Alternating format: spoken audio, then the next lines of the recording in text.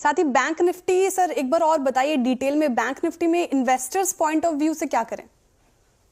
देखिए श्रेया, मैं ना पॉलिसी को सुन रहा था, पॉलिसी के बाद बहुत से लोगों के विचार टीवी 18 पर भी अपने अभी मंच पे सुन रहा था, अनुज को सुन रहा था मैं, जब पैनल पूरा उनके साथ था। देखिए रेट कट तो आ गया, 25 बेसिस पॉइंट की कटौती हुई है, वो तो आ ही गई, ठीक है। लेकिन मोटे तौर पे वो प्राइस में थी, बाजार उससे बहुत उत्साहित हो के लीजिए 500 700 1000 पॉइंट चल जाए, वैसे हालत में बाजार था नहीं।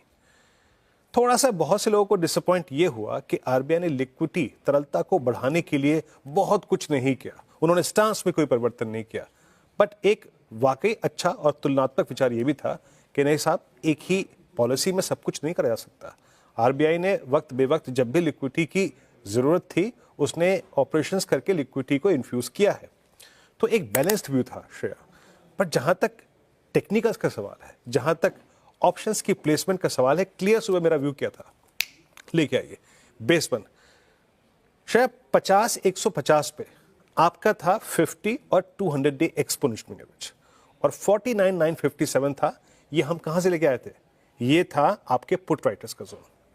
सुबह मेरी बात क्लियरली हुई थी कि मैं a dip towards base one buy करूंगा, और जब भी मैं डिप को बाय करूंगा, वेदर इट्स प्री पॉलिसी और पोस्ट पॉलिसी, मैं क्लियरली अपने ट्रेड को एग्जिट कर जाऊंगा, लॉन्ग ट्रेड को RS1 के पास। RS1 लेके आइए, क्या था वो?